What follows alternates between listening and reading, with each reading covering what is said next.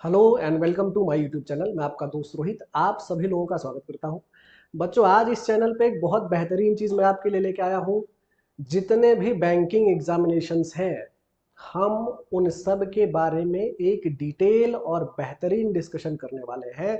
जैसा कि आपको थंबनेल में दिख रहा होगा, know everything about banking examinations. कितने टाइप के बैंकिंग एग्जाम होते हैं, एग्जाम का पैटर्न क्या है, सिलेबस क्या है, कौन कौन एग्जाम दे सकता है, एग्जाम क्यों देना चाहिए, सरकारी नौकरी चाहिए क्यों, एंड फाइनली एंड लास्टली की सैलरी कितना है भाई, पैसा कितना मिलेगा, ये सब एकदम डिटेल में जानेंगे बच्चों।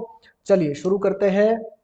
जो वीडियो का फ्लो रहेगा मेरे भाई, वो ये रहेगा कि वाई बैंकिंग जॉब्स, लोग बैंकिंग जॉब क्यों कर रहे हैं। इधर 8-10 सालों से इतना ज़्यादा क्राउड बैंकिंग एग्जाम की तरफ आ रहा है, चाहे लोग एमबीए कर रहे हो, एमसीए कर रहे हो, इंजीनियरिंग, मोस्टली इंजीनियरिंग जो कर रहे हैं बच्चे, वो ज़्यादा से ज़्यादा गवर्नमेंट बैंक में जॉब करने की कोशिश कर रहे हैं, प्रिपरेशन कर रहे हैं और पा भी रहे हैं। पिछले 8-10 सालों का डाटा उठा के देखा जाए तो गवर्नमेंट जॉब जो बैंकिंग में कर रहे हैं उसमें 70% से ज़्यादा इंजीनियरिंग के बच्चे हैं।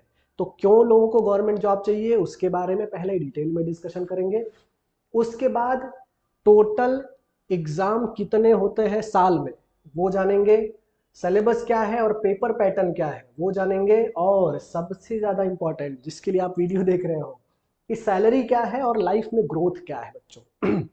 तो आखिरी तक बने रहिएगा। सबसे पहले बात करेंगे कि लोगों को गवर्नमेंट जॉब क्यों चाहिए यार, बैंकिंग में गवर्नमेंट जॉब किस लिए चाहिए लोगों को। तो बच्चों, प्राइवेट जॉब बूम पे तो हमेशा रहा है, लेकिन जो सबसे खास चीज़ है प्राइवेट में वो ये है कि आपके पास सिक्योरिटी नहीं होती जॉब की। तो गवर्नमेंट जॉब लोगों को चाहिए क्यों, मैं बता रहा हूँ। सबसे पहली चीज़, स्टेबल एंड सिक्योर इंडस्ट्री। अगर आपके पास एक गवर्नमेंट जॉब है, आप आलसी रहो, आप कामचोर रहो, आप कम मेहनत कर रहे हो, ज़्यादा मेहनत कर रहे हो, आप बहुत एक्टिव हो, इनएक्टिव हो, कोई फ़र्क नहीं पड़ता। एक बार आपको सरकारी नौकरी मिल गई तो जब तक आप रिटायर नहीं हो जाते तब तक आपकी जॉब बिल्कुल सिक्योर रहेगी। महंगाई बढ़े, महंगाई कम हो, उससे आपके जॉब पे कोई इफेक्ट नहीं पड़ेगा बच्चों। तो सिक्योर है सबसे ज़्यादा इंपॉर्टेंट। ज़्यादा से ज़्यादा लोग इसीलिए आ रहे हैं कि गवर्नमेंट जॉब सिक्योर है। दूसरा, high demand for skilled professional. बच्चों, अब हमारा जो गवर्नमेंट जॉब है या फिर जो बैंकिंग सिस्टम है, वो पुराने ज़माने के बाबू टाइप का नहीं रहेगा।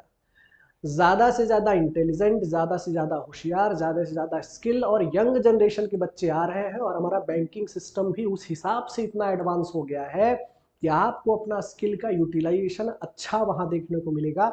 एक तरीका का सेटिस्फेक्शन आपके पास रहेगा। तीसरा बच्चों, competitive salary and benefits. Exactly, अच्छी खासी सैलरी दे रहा है। सैलरी लास्ट में जब मैं डिस्कस करूंगा तो आपको पता चलेगा। सैलरी के साथ साथ बेनिफिट भी मिल रहा है। प्राइवेट जॉब में अगर आप 10 लाख रुपए कमा रहे हो तो आपका 9 लाख रुपए का तो एक्सपेंस हो जाएगा। लेकिन सरकारी में ऐसा नहीं होता। सरकारी में इनकम, एक्सपेंस और सेविंग का एक अच्छा खासा बैलेंस आपको मिलेगा। फोर्थ है बच्चों, opportunities for advancement.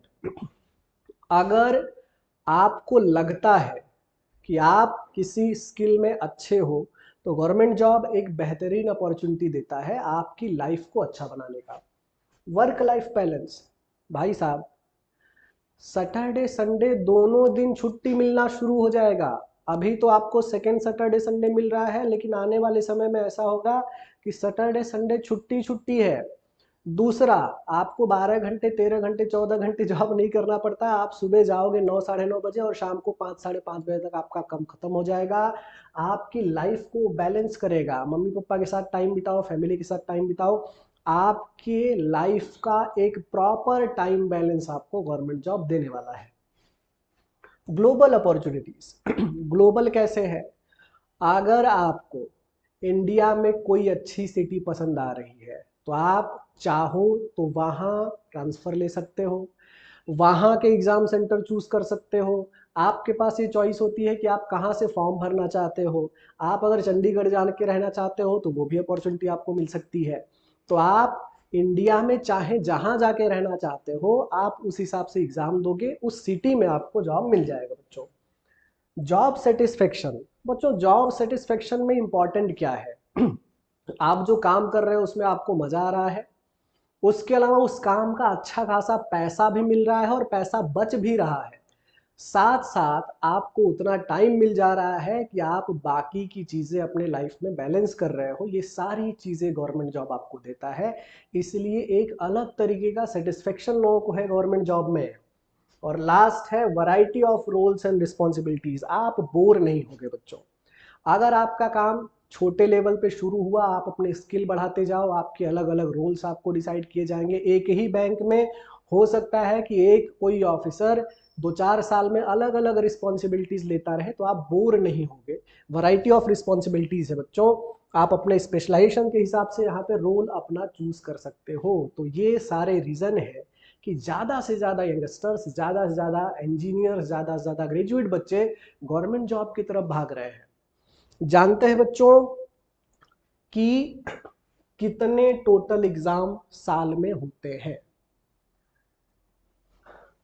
IBPS, SBI, RRB और आरबीआई, ये चार एजेंसीज हैं जो एग्जाम कंडक्ट करवाती हैं। लोग इसको इसी नाम से जानते हैं। आईबीपीएस में पीओ मतलब ऑफिसर पोस्ट, क्लर्क, 2 एग्जाम हर ग्रेजुएट दे सकता है। कोई भी ग्रेजुएट बंदा ये दोनों एग्जाम दे सकता है। एसओ मतलब स्पेशलिस्ट ऑफिसर होता है। किसी पर्टिकुलर सब्जेक्ट में आप अगर एक ग्रेजुएशन करके बैठे, जैसे एग्रीकल्चर है, लॉ है, एमबीए फाइनेंस है, तो वो एसओ का भी फॉर्म भर सकते हैं। साथ साथ ये दोनों तो भर ही सकते हैं। तो बच्चों 3 एग्जाम तो ये हो गया साल का। एसबीआई में भी पीओ और क्लर्क है, साथ साथ एसओ, 3 एग्जाम ये हो गया बच्चों। उसके बाद आरआरबी, आईबीपीएस, एसबीआई, अगर आप ऑफिसर बनते हो तो आपको मेट्रो सिटीज में रहने का मौका मिलता है। अगर आपको मेट्रो सिटीज की लाइफ पसंद है, वहाँ का एटमॉस्फेयर पसंद है, आपको वहाँ रहना पसंद है, तो आप इन दोनों में जाओ। लेकिन ज़्यादातर बच्चे ऐसे हैं जो अभी भी विलेज से बिलोंग करते हैं। अगर आपको गांव में रहना पसंद है, तो आप आरआरबी का एग्जाम दो, यानी रीजनल रूरल बैंक। रिस्पॉन्सिबिलिटीज वही रहेगा, पोस्ट वही रहेगा, लेकिन आप अपने गांव के आसपास रहोगे। खासकर लड़कियां अगर गर्ल्स एग्जाम दे रही है, तो उनको उनके ससुराल या फिर उनका जो प्रॉपर घर है वहां के हिसाब से पोस्टिंग मिल जाती है। अगर आपको गांव में रहना पसंद है बच्चों, तो सबसे क्लासिक पोस्ट है आरआरबी पीओ की। आप ऑफिसर भी बने रहोगे, काम बहुत कम रहेगा, सैलरी ऑफिसर के बराबर ही रहेगी, लेकिन आपको गांव के सुकून भरे माहौल में भी रहने का मौका मिलेगा। आरआरबी मेरा फेवरेट है, मेरा पर्सनली। उसके बाद आरबीआई, भाई आरबीआई की बात ही अलग है। आरबीआई बैंक नहीं है, ये बैंकों का बाप है। Reserve bank of India, 2 type के एग्जाम होते हैं, असिस्टेंट और ग्रेड बी के 2 एग्जाम ये हो गए बच्चों, 2 एग्जाम ये। यानी साल भर में बैंकिंग के टोटल एग्जाम दे रहे हो आप 3, 3, 6, 2, 8, 2, 10 एग्जाम बैंकिंग के होते ही होते हैं। मैंने इसमें इंश्योरेंस इंक्लूड नहीं किया, इंश्योरेंस क्योंकि सेम सिलेबस का है, इंश्योरेंस पकड़ोगे तो 4-5 और ऐड हो जाएगा, लेकिन आज सिर्फ बैंकिंग के बारे में बात कर रहे हैं।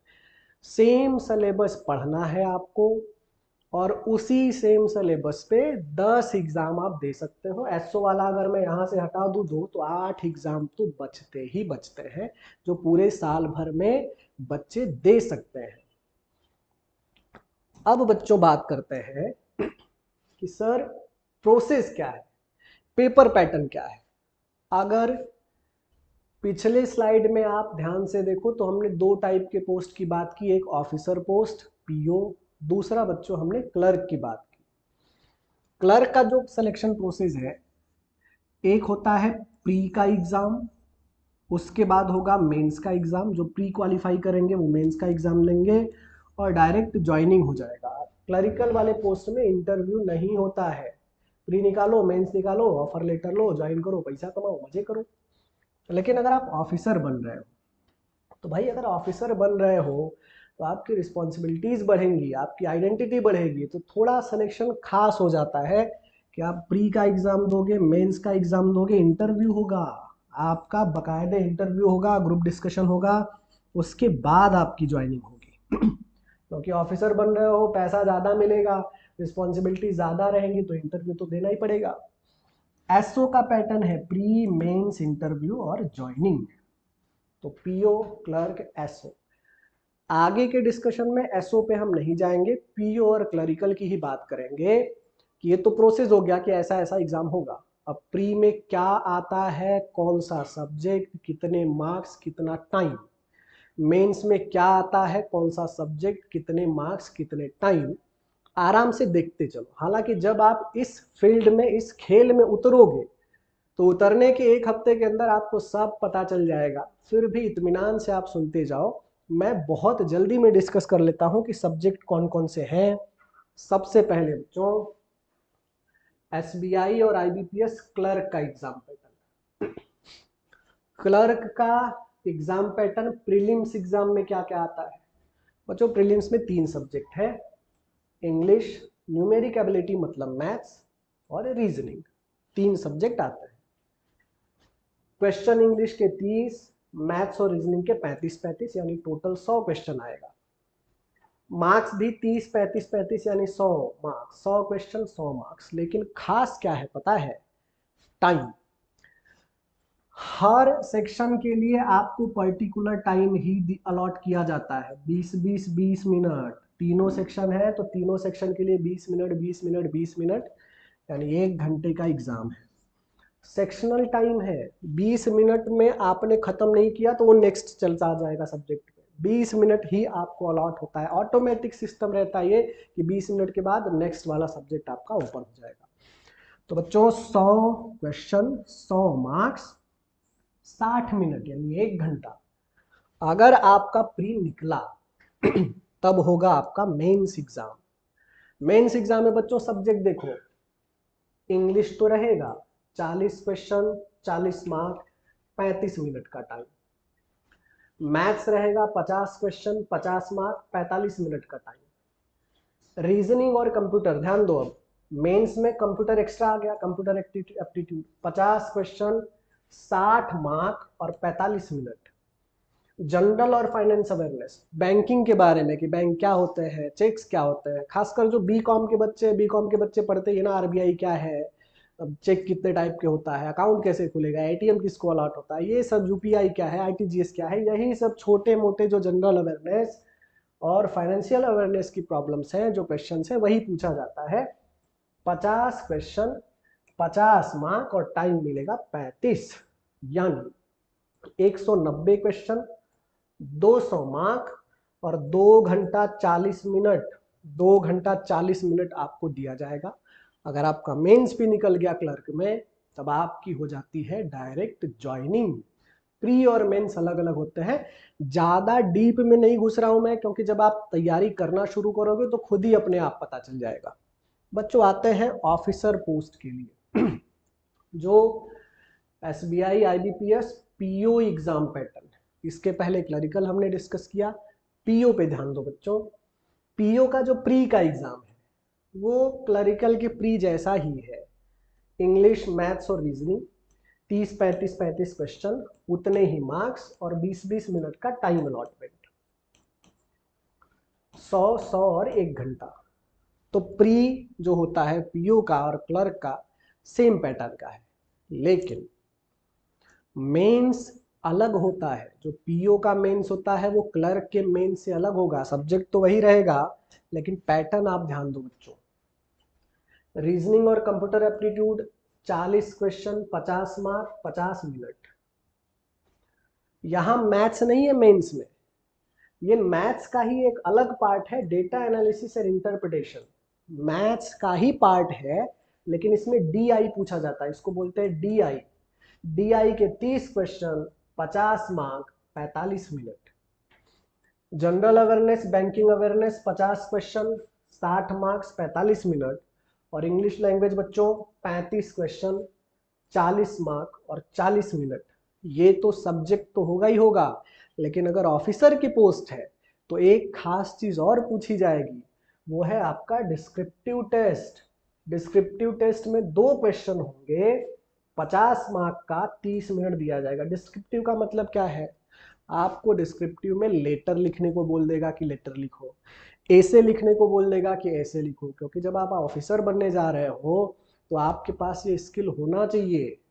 तो मेंस के एग्जाम में सब्जेक्ट का तो टेस्ट होता ही है, आपका डिस्क्रिप्टिव भी लिखना पड़ता है, उसके भी मार्क्स जुड़ते हैं। अगर आप मेंस का एग्जाम क्वालिफाई करते हो तो आपका इंटरव्यू और जीडी राउंड होगा और उसके बाद आपको मिल जाएगी ज्वाइनिंग। तो बच्चों ये हो गया हमारा एसबीआई, आईबीपीएस, पीओ क्लरिकल का पैटर्न, पीओ का पैटर्न, प्री मेंस दोनों। आगे चलते हैं बच्चों, बात करते हैं आरआरबी। आरआरबी का पैटर्न अलग होता है थोड़ा, लेकिन आरआरबी पीओ और आरआरबी क्लर्क दोनों का एग्जाम पैटर्न बिल्कुल सेम है। तो पीओ और क्लर्क में जब आप प्री का एग्जाम दोगे आरआरबी में, तो उसमें खाली 2 सेक्शन रीजनिंग और मैथ्स होता है, 40-40 क्वेश्चन, 40-40 मार्क, और दोनों का कंबाइंड टाइम होता है 45 मिनट। यानी इसमें सेक्शनल टाइम नहीं है। 45 मिनट में आप मैथ्स रीजनिंग के जितने बना सकते हो उतने बनाओ बच्चों। जब आप प्री निकाल लोगे, यानी आपको 80 क्वेश्चन और 80 मार्क मिल रहे हैं, 45 मिनट मिल रहा है आपको। अगर आप आरआरबी, पीओ या फिर क्लर्क का जब आप प्री निकाल लेते हो, तो मेंस का पैटर्न पीओ के लिए और क्लर्क के लिए दोनों सेम है बच्चों।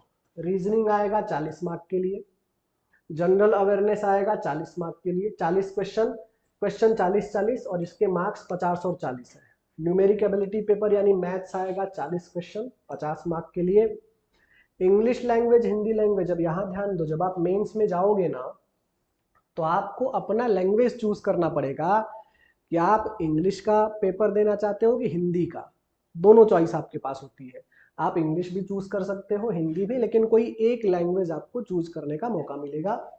उसके 40 क्वेश्चन होते हैं, और 40 मार्क के लिए कंप्यूटर अलग से आता है। इसमें 40 क्वेश्चन 20 मार्क के लिए, यानी सब मिला जुला के 200 क्वेश्चन होते हैं 200 मार्क के लिए। और टाइम अलॉटमेंट इसमें टाइम कितना होता है भाई? 2 घंटा मेरे, टाइम है टोटल 2 आवर्स, 2 घंटे का टाइम होता है बच्चों। ये है आरआरबी, पीओ, क्लर्क, मेंस का पैटर्न।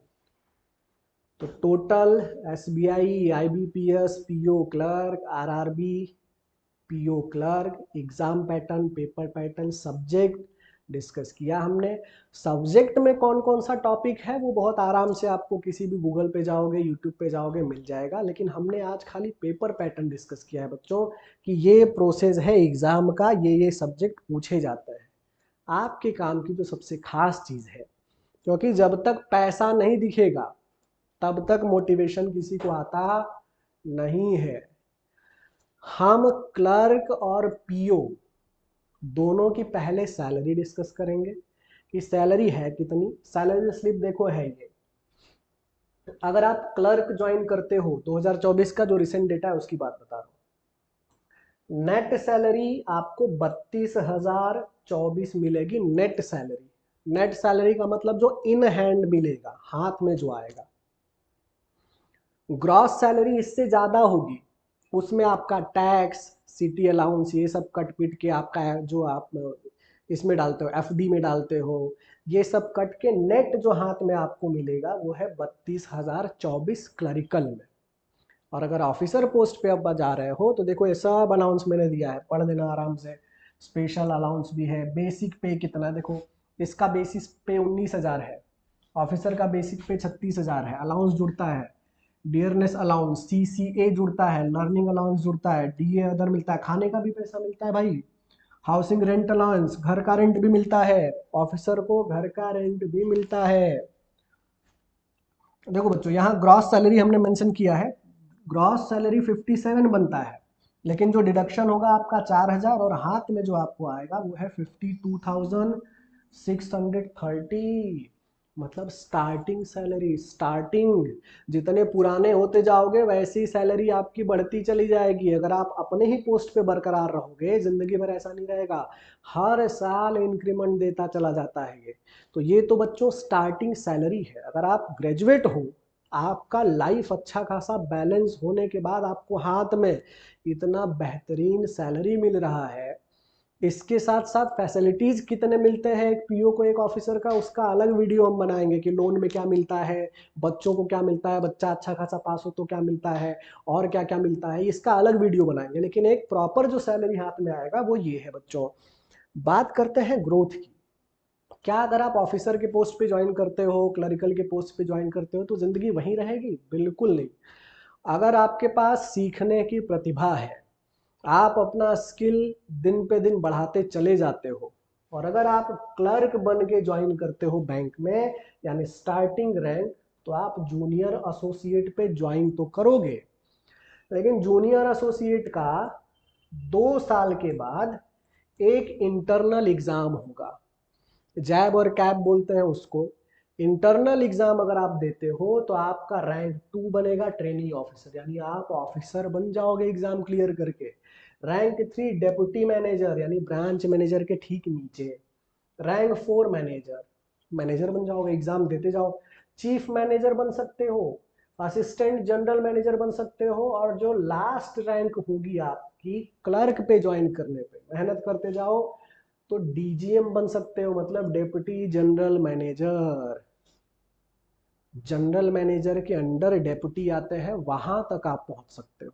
तो अगर आप डेप्यूटी जनरल मैनेजर बनते हो तो आप किसी ब्रांच में नहीं बैठोगे, हेड ऑफिस में बैठोगे अगर क्लर्क पे ज्वाइन करते हो तो। जब आप ऑफिसर पोस्ट पे ज्वाइन करते हो, पीओ बन के ऑफिसर पोस्ट पे अगर ज्वाइन करोगे, तो स्टार्टिंग रैंक होगा असिस्टेंट मैनेजर का। असिस्टेंट मैनेजर मतलब आपको सीखना पड़ेगा, सिखाया जाएगा। अच्छा, क्लरिकल में आप परमानेंट जल्दी हो जाते हो, 2 4 5 महीने में आपको परमानेंट कर देगा। लेकिन जब आप ऑफिसर बन के ज्वाइन होते हो तो आपका जो प्रोविजनरी पीरियड होता है वो होता है 2 साल का। 2 साल आपको सीखने में जाएगा। तो असिस्टेंट मैनेजर बन के अगर आप ज्वाइन करते हो ऑफिसर, तो दूसरा रैंक डेप्यूटी मैनेजर का होता है और तीसरा मैनेजर का। उसके बाद आप चीफ मैनेजर में प्रमोट हो सकते हो, assistant general manager, deputy general manager. देखो क्लरिकल वाला यहीं तक पहुंच सकता है, ऑफिसर कहां तक पहुंचेगा वो ध्यान दो। डेप्यूटी मैनेजर के बाद general manager, chief general manager, deputy managing director और मैनेजिंग डायरेक्टर एमडी तक जा सकते हो। ये ऑफिसर बनने का भाई प्राइड है, ये ऑफिसर बनने का फायदा है। सिलेबस भी वही है, सब्जेक्ट भी वही है, आप भी वही हो, पढ़ने वाला भी वही है। लेकिन सोचो कि अगर आप क्लरिकल पे ज्वाइन करते हो तो आपकी ज़िंदगी कहाँ तक लेके जाएगी, और अगर आप ऑफिसर पे ज्वाइन करते हो तो ज़िंदगी कहाँ तक लेके जाएगी बच्चों। तो ये पूरा का पूरा डिस्कशन हमने इसलिए किया कि बच्चे अवेयर रहें, बच्चों को पता चले, बच्चों को ये लगे कि और भी करियर ऑप्शंस हैं, बैंकिंग एग्जाम में जाना चाहते हैं। तो ये सारा डिटेल हमने डिस्कस किया है। और भी वीडियो जानना है तो चैनल पे और भी वीडियो पड़े हैं बच्चों। और अगर आपको पुणे में हमारा ऑफलाइन सेंटर ज्वाइन करना है तो एक बेहतरीन टीम के साथ आप ऑफलाइन कोचिंग ज्वाइन कर सकते हैं, डिस्क्रिप्शन में नंबर मिल जाएगा। और अगर आप पुणे से बाहर हैं और अगर आपको ऑनलाइन कोर्स करना है तो डिस्क्रिप्शन में ऑनलाइन कोर्स का भी लिंक हमने डाला है। ऑनलाइन तो बहुत कम में करवा रहे हैं, 5,000 में सिर्फ करवा रहे हैं बच्चों। तो आपको ऑनलाइन कोर्स का भी ऑप्शन मिलेगा। तैयारी अच्छे से करिए, अच्छे से स्टार्ट कीजिए। किसी और इन्फॉर्मेशन के लिए आपसे फिर से मुलाकात होगी। Thank you so much, take care, bye bye.